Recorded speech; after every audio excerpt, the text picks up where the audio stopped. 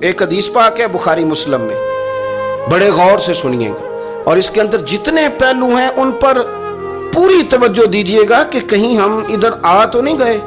رسول پاک صلی اللہ علیہ وسلم نا ہمارے لیے سب سے بڑے حکیم ہیں، سب سے زیادہ حکمت حضور نے ہمیں بتلائی ہے کہ اس رستے چلو گے تو بچو گے، اس رستے جاؤ گے تو ہلاک ہو جاؤ گے۔ نبی کریم علیہ السلام نے فرمایا، بخاری مسلم میں فرمایا، 7 ہلاک کرنے والی چیزوں سے بچنا، اگر ان میں تم چلے گئے تو ہلاک ہو جاؤ گے۔ 7 چیزیں ہیں جو تمہیں ہلاک کر دیں، برباد ہو جاؤ گے، تباہ ہو جاؤ گے، ہلاکت کا سفر ہے یہ، 7 چیزوں سے بچو۔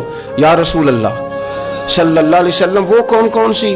تو حضور نے فرمایا، اللہ کے ساتھ شریک نہ کرنا، ہلاک ہو جاؤ گے۔ دوسرا نبی پاک صلی اللہ علیہ وسلم نے فرمایا، جادو نہ کرنا، ہلاک ہو جاؤ گے، ہلاک۔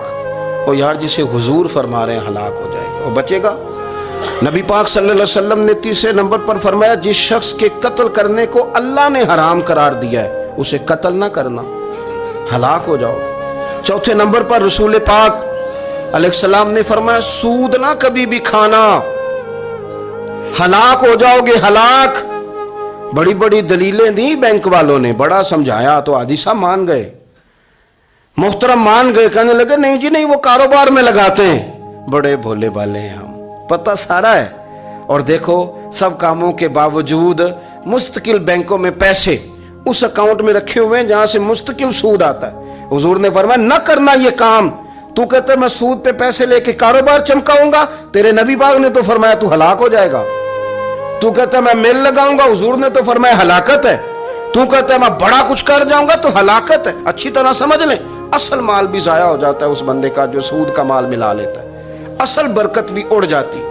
اور میرے نبی پاک صلی اللہ علیہ وسلم نے 5ویں نمبر پہ فرمایا، یتیم کا مال نہ کھانا، ہلاک ہو جاؤ گے، نہ کھانا ان کا مال، یہ کروڑوں ہو، اربوں ہو یا 10 روپے ہو، یتیم کا پیسہ نہ کھا جانا، ہلاک ہو جاؤ گے، ہلاکت تمہیں آ لے گی۔ اور پھر 6 نمبر پر نبی پاک علیہ السلام نے فرمایا، کفر سے جہاد ہو رہا ہو تو کبھی پیٹ پھیر کے بھاگنا نہ، ہلاک ہو جاؤ گے۔ اور 7ویں نمبر پر اللہ کے رسول نے فرمایا، بے قصور اور بے گناہ عورت پر تہمت نہ لگانا، بلا وجہ بہو کے کھاتے نہ کچھ ڈال دینا، بلا وجہ بھابی اور بیوی اور کسی بھی خاتون پر کوئی الزام بے قصور عورت پر بہتان نہ لگانا۔ مار مار کے ایک شخص نے بحال کر دیا بیوی کو اور بعد میں پتا چلا کہ جی مجھے شک ہے تویز کراتی ہے۔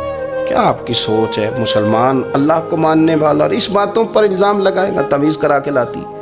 بے قصور عورت پر بہتان، ایک تو بات ہے اسے مارنا اور ایک یہ ہے کہ کوئی تکلیف دینا، اور ایک خالی اتنی بات کی کہ بہتان بھی نہ لگانا، اس پر الزام نہ لگانا، یعنی تم نے صرف بے قصور عورت پر الزام ہی لگایا تو حضور فرماتے ہیں ہلاک ہو جاؤ۔